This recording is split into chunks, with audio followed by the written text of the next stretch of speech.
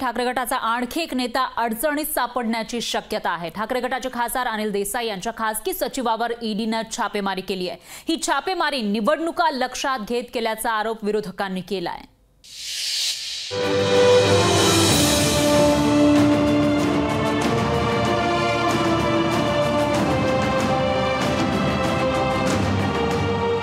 ठाकरे गटाचे खासदार अनिल देसाई यांच्या अडचणी वाढण्याची शक्यता आहे। खासदार देसाईंचे खासगी सचिव दिनेश बोभाटे यांच्यावर ईडीने गुन्हा दाखल केला आहे। काही दिवसांपूर्वी सीबीआयने बोभाटेंवर भ्रष्टाचाराचा गुन्हा दाखल केला होता।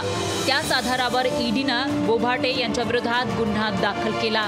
निवडणुकांच्या तोंडावर या कारवाया सुरू असल्याचा आरोप नाना पटोलेंनी केला आहे। जब 10 वर्षामध्ये सगळ्या पातळीवर हारलेली आहे जनतेच्या मनात, त्यामुळे रागात येऊन या पद्धतीच्या ह्या कारवाया निवडणुकीच्या तोंडावर भाजप करते आहे आणि हे आता काही लपलेलं नाहीये। रवींद्र वायकर, वैभव नाईक, अनिल परब, राजन साळवी यांच्यानंतर ठाकरे गटाचे नेते अनिल देसाई यांचे खासगी सचिव बोभाटे यांच्यावर ईडीने कारवाई केली। देसाईंचे खासगी सचिव बोभाटे हे 2013 ते 23 पर्यंत इन्शुरन्स कंपनीमध्ये नोकरी करत होते। बोभाटेंविरोधात 17 जानेवारीला मुंबईत गुन्हा दाखल झाला। 2,60,00,000ची बेहिशोबी रक्कम जमवल्याचा आरोप त्यांच्यावर आहे।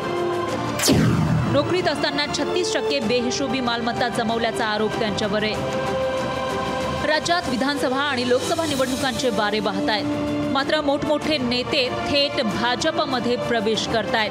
त्यानंतर त्यांच्यावर होणारी कारवाई टळत असल्याची टीका विरोधक करतायत। आता बोभाटेंवर दाखल झालेल्या गुन्ह्याचा तपास कसा होतो याकडे राजकीय नेत्यांसह राज्यातील जनता लक्ष ठेवून असेल। ब्युरो रिपोर्ट, लोकशाही मराठी।